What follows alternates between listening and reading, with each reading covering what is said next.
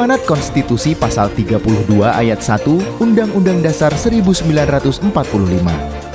Negara memajukan kebudayaan nasional Indonesia di tengah peradaban dunia dengan menjamin kebebasan masyarakat dalam memelihara dan mengembangkan nilai-nilai budayanya.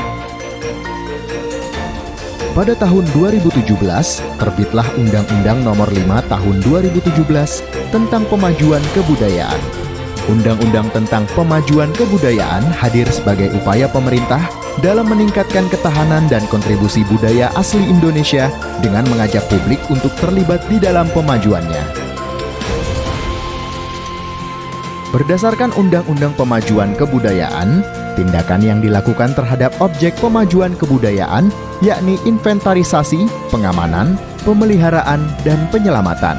10 objek pemajuan kebudayaan tersebut adalah tradisi lisan, manuskrip, adat istiadat, ritus, pengetahuan tradisional, teknologi tradisional, seni, bahasa, permainan rakyat, dan olahraga tradisional.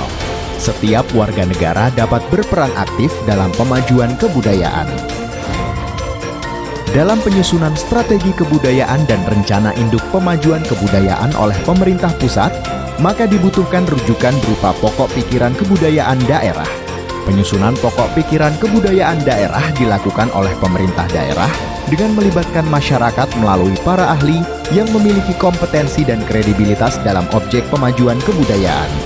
Hingga saat ini telah tersusun 377 pokok pikiran kebudayaan daerah kabupaten atau kota dan 34 pokok pikiran kebudayaan daerah provinsi.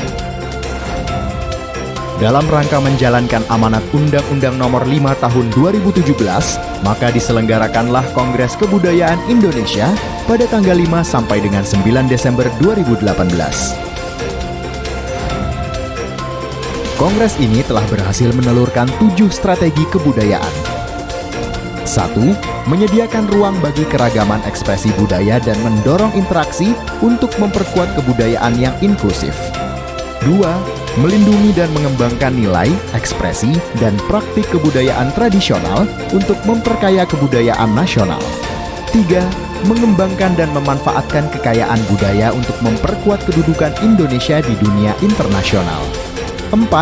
Memanfaatkan objek pemajuan kebudayaan untuk meningkatkan kesejahteraan masyarakat. 5. Memajukan kebudayaan yang melindungi keanekaragaman hayati dan memperkuat ekosistem. 6. Reformasi kelembagaan dan penganggaran kebudayaan untuk mendukung agenda pemajuan kebudayaan. 7. Meningkatkan peran pemerintah sebagai fasilitator pemajuan kebudayaan. Secara garis besar, Undang-Undang Pemajuan Kebudayaan mengatur 4 ruang lingkup utama dari pemajuan kebudayaan, yaitu pelindungan, pengembangan, pemanfaatan, dan pembinaan. Keempat langkah strategis ini dipandang sebagai investasi untuk membangun masa depan. Hal ini menjadi rujukan bagi Direktorat Jenderal Kebudayaan Kementerian Pendidikan dan Kebudayaan dalam menetapkan struktur baru yaitu Sekretariat Direktorat Jenderal Kebudayaan, Direktorat Pelindungan Kebudayaan, Direktorat Pengembangan dan Pemanfaatan Kebudayaan, Direktorat Perfilman, Musik, dan Media Baru, Direktorat Kepercayaan Terhadap Tuhan Yang Maha Esa dan Masyarakat Adat, Direktorat Pembinaan Tenaga dan Lembaga Kebudayaan. Pemajuan kebudayaan adalah upaya untuk memajukan kebudayaan Indonesia ya, melalui berbagai aspek ya, terkait dengan ketahanan budaya, terkait dengan kontribusi kebudayaan untuk kesejahteraan masyarakat melalui aspek-aspek ada 4 itu, ada pelindungan, pengembangan, pemanfaatan, dan yang tidak kalah penting adalah pembinaan. Kenapa pembinaan penting? Karena terkait dengan SDM, di mana Indonesia itu dikaruniai SDM yang sangat luar biasa, tinggal bagaimana kita meng-create-nya menjadi SDM yang tangguh gitu ya, yang bermanfaat untuk kemajuan kebudayaan.